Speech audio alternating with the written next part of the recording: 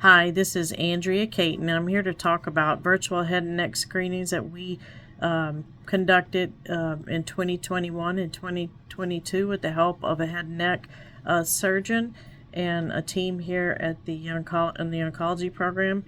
So we know that the pandemic, besides other routine screenings, people didn't really go to dentists or their doctors as often as they should have, and maybe were not able to detect head and neck cancers as early as we would like them to have had.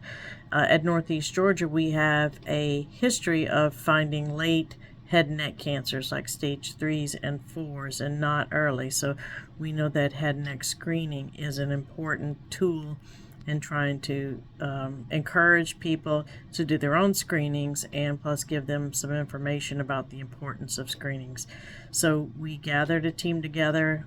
We have a head and neck cancer surgeon that helps us here in the Gainesville, Georgia area.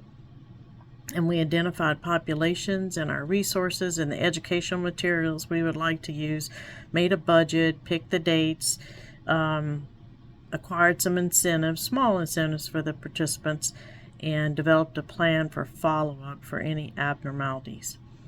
And the do, we used a PDSA model, so the D and the PDSA are due. In 2021, we did, since it was the first time, we used employees as our testing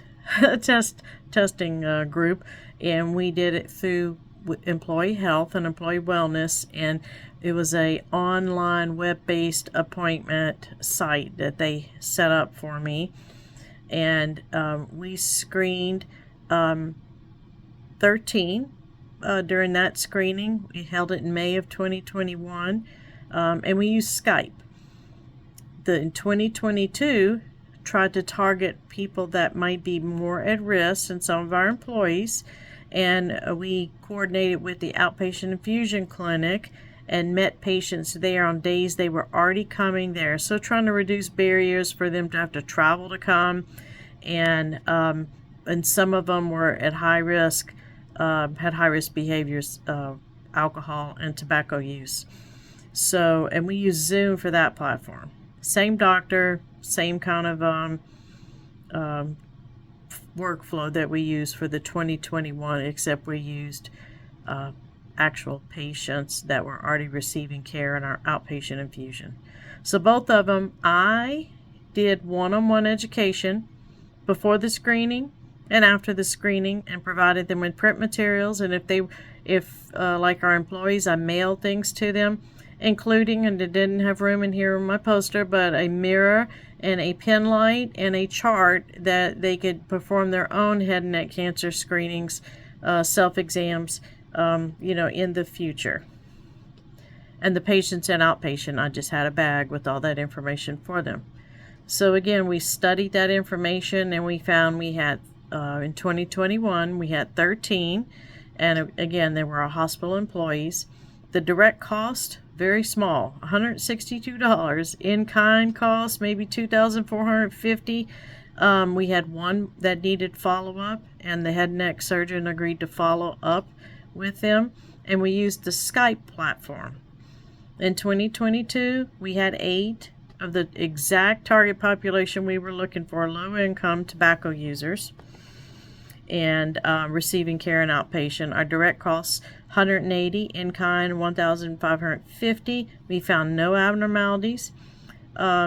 We did, and again, studying this information, we did have participants and myself and the physician had trouble with both platforms as far as the going back and forth and admitting them into the rooms and waiting rooms. And the use of the laptop with earphones is how I did it in the outpatient infusion department. So my laptop went to them, put earphones in so that they could hear what the doctor pulled the curtain, so they could hear what the doctor was saying and perform the maneuvers that he was asking.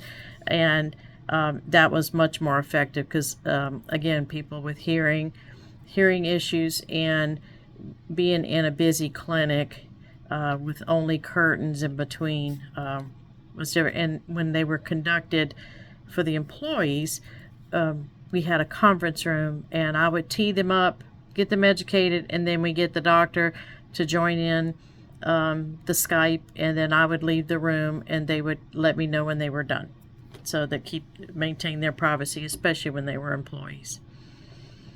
And ACT. So what we know what we can do better, or we would like to explore in the future. We'd like to practice screenings with some additional virtual platforms. And not saying that we can't make it with Zoom or Skype, but I think we need more practice, admitting patients back and forth. We need to allow additional time between appointments to manage our technical difficulties. So that seemed to slow us down just a little bit. We weren't able to see in 4 hours, 8 patients, and 4 hours, 13 patients. Not really very speedy screening. But again, we were working with technology on the user end and the participant end and our end. We'd like to seek more local employers for at-risk populations. Talk to them. Maybe we can go to their place of business and maybe do them in person in this next coming year. Seek partnerships with additional physician providers, because our physician is wonderful, but it'd be nice if we had someone else. Maybe we could do more. And we'd like to pursue small grant funding to sustain this, because we gave the participants in the infusion department a $10 gift card for participating, for the trouble that they had, for an extra time they might have spent in the chair. And here are the references, as you see listed below, and then the demographics of the 2021 screening. A few more males and females, and we had a nice breakdown of different ethnicities and races. And then in 2022, you could see the breakdown there, almost half and half, and we were a little bit more diverse. And they nearly all had significant risk factors for the development of head and neck cancer after talking to them. So if you have any question, my email is angie.caton@nghs.com. Thank you so much for listening.